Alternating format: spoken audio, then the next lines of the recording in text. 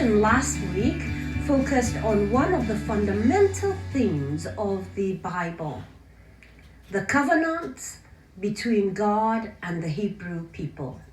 Covenant. What a novel element of the religion of the ancient Hebrew people. As a covenant people, the people are bound in relationship to one God, Yahweh, who makes an exclusive claim on their loyalty in worship and social life.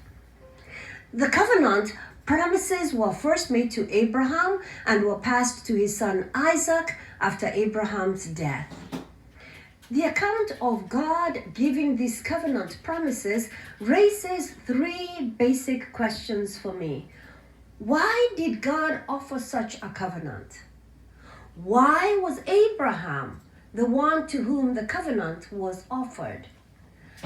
And why did Abraham so willingly accept the offer? Why did God offer such a covenant? Some suggest that the answer lies in the accounts of Genesis preceding the offering of the covenant. God had created a good world and everything in it. Then things took a turn for bad in God's good world. After 10 generations, God decides to destroy the mass of humanity and start all over with a single virtuous man, Noah and his family.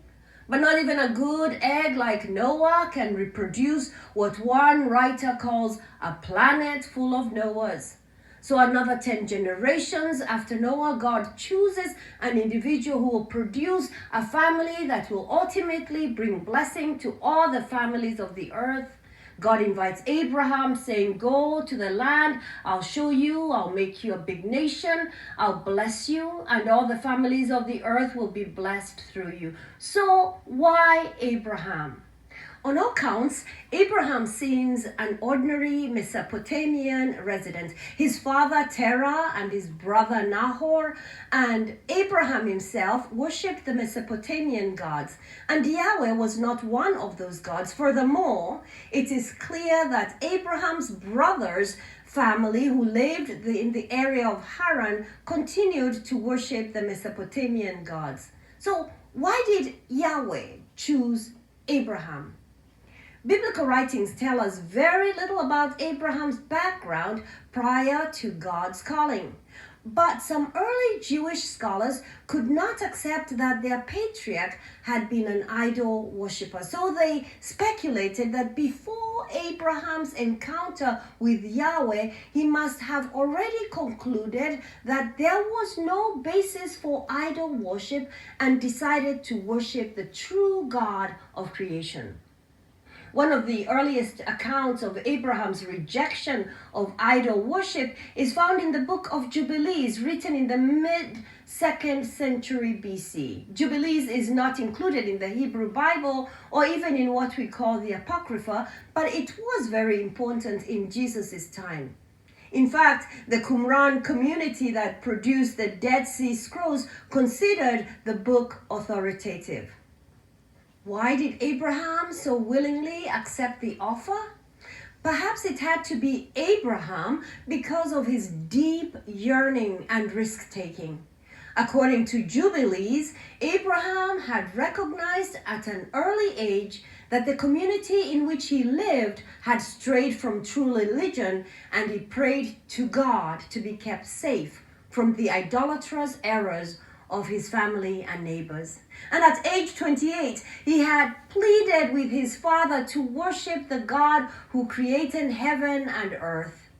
The historian Josephus also speaks of Abraham as the first to proclaim that there was only one God. Risk-taking Abraham was totally obedient to God and put his full trust in God. After Yahweh appeared to Abraham, there is no indication that Abraham ever worshipped another god.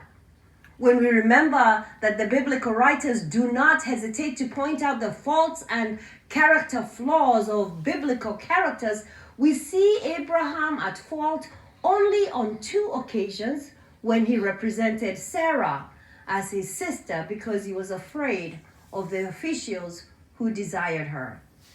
And perhaps Abraham did not misspeak because, after all, Sarah was his half-sister.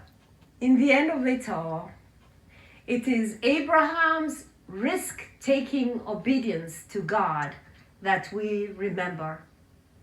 God told him to pack up his belongings and go to Canaan. Abraham went, no questions asked. God told Abraham to sacrifice the son through whom God's promise of numerous descendants was to be fulfilled. Abraham prepared to do so. No questions asked.